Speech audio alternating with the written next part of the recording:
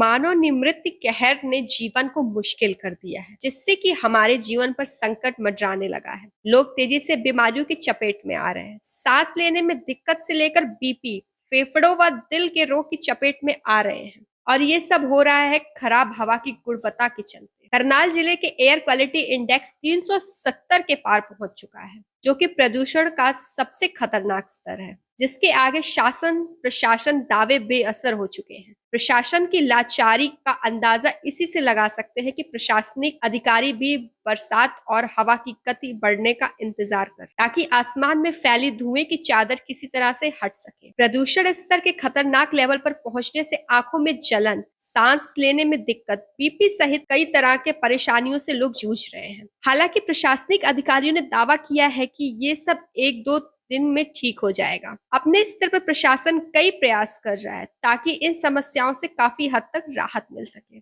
करनाल जिले के अंदर आईटी जो है क्या अभी तक जो देखने को मिल पा रहा है, किन कारणों से जो है देखने को मिल रहा है? हमारा एयर क्वालिटी काफ़ी दिनों से तो ठीक है, 200-250 के करीब चल रहा था। और अभी कुछ एक दिनों से ये आसपास के नॉर्थ रीजन के अंदर ही प्रॉब्लम है, जिसमें अम्बाला का भी है, कुरुक्षेत्र भी है, पानीपत भी है। इन सब एरिया का आसपास का 400 के करीब है। करनाल का अभी भी 370 के करीब है। और इसकी वजह एक तो यहाँ पर बिल्कुल हवा की गति बिल्कुल नहीं है, अभी डायरेक्शन है, और ये सब मौसम का भी इसके अंदर रोल है। पराली के जो केसेस की बात कर रहे हैं कि पराली बर्निंग के, कल हमारे पास 3 केसेस आए थे पराली के बर्निंग के, और पराली के इंसिडेंट्स पे काफ़ी हमारा कंट्रोल हुआ है। करनाल ज़िले के अंदर 67% के करीब पराली केसेस पे लास्ट ईयर से कंट्रोल किया गया है, और ओवरऑल हरियाणा के अंदर 30% के करीब इम्प्रूवमेंट है, जो लेस हैं। और पंजाब ज़िले के आसपास और पंजाब में ज़्यादा है पराली के केसेस लास्ट ईयर से। इस बारे में हमारा ऑनरेबल अभी मीटिंग्स भी हुई थी, जब फरीदाबाद में तो सीएम साहब ने भी और ऑनरेबल एनजीटी के चेयरमैन पर्सन्स भी आए थे। उन्होंने भी हरियाणा के द्वारा किए गए उपायों के ऊपर तारीफ़ करी थी कि हरियाणा इस बारे में काफ़ी कर रहा है। और हमारा जो डिपार्टमेंट्स हैं, उन सारे डिपार्टमेंट्स की टीमों के द्वारा काम किया जा रहा है। जैसे रेगुलर सफाई है, स्प्रिंकलिंग हो रही है, टैंकर्स के थ्रू छिड़काव होता जा रहा है, फायर ब्रिगेड वाले भी कर रहे हैं छिड़काव, एचएसआईडीसी कर रही है, म्युनिसिपल कॉरपोरेशंस कर रही हैं। और कहीं जो हमारे कंस्ट्रक्शन प्रोजेक्ट्स हैं, उनकी एक्टिविटी हमने बंद कर रखी है, सभी डिपार्टमेंट्स की भी और जो प्राइवेट्स हैं उनकी भी, जो हमारे प्रीव्यू में आए हैं। और डिपार्टमेंट्स को भी कह रखा है कि आपने कोई कंस्ट्रक्शन प्रोजेक्ट्स नहीं चलेंगे टिल देन, जब तक कोई फर्दर डायरेक्शन नहीं आती है। और उनको उनके टैंकर्स हो गए टिल देन, जब तक कोई फर्दर डायरेक्शन नहीं आती है। और उनको उनके टैंकर्स और स्मोक गन्स के द्वारा रेगुलर छिड़काव भी किया जा रहा है। करना स्थिति ये देखने को बन पाएगी सर? ये स्थिति 1-2 दिन में ठीक हो जाएगी, जैसे थोड़ी हवा की वेलोसिटी बढ़ती है, क्योंकि अभी विंड की जो स्पीड है बहुत ही कम है, डेड ही है एक तरह से, कहीं हवा का नज़र नहीं आ रहा इतना। जैसे ही विंड स्पीड बढ़ेगी तो उसका रिज़ल्ट आएगा, अगर थोड़ी सी बारिश भी हो जाएगी तब भी रिज़ल्ट आएगा उसका। और क्योंकि करनाल ज़िले में बुआई भी ख़त्म हो चुकी है, स्टार्ट हो रही है, और तकरीबन जो फसल है वो काफ़ी कट चुकी है, तो उसका भी हमें कोई फर्दर नहीं है कि कोई इसकी पराली हमारे यहाँ कोई घटनाएँ होंगी। और सॉलिड वेस्ट की भी कोई बर्निंग की घटनाएं नहीं हैं यहाँ पर, जो लास्ट ईयर से कंपैरेटिवली। और छिड़काव वगैरह जो बाकी उपाय हमारे हैं, बिजली विभाग को भी कहा है कि 24 घंटे लाइट दी जाए ताकि जनरेटर सेट्स चलाने की ज़रूरत ही ना पड़े।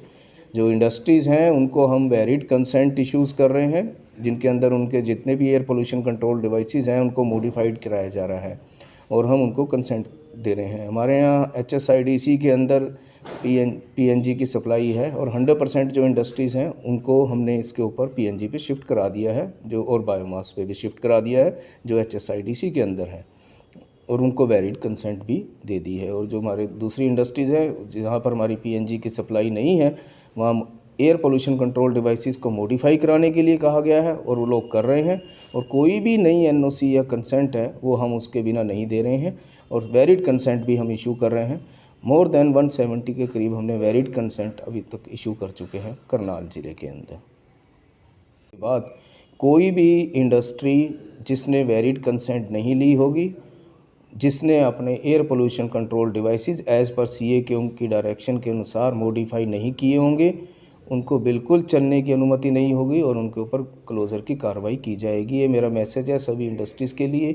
ये मैसेज कई बार कन्वे कर चुके हैं सभी इंडस्ट्रीज़ को, इंडस्ट्री एसोसिएशंस के द्वारा भी और पर्सनली भी।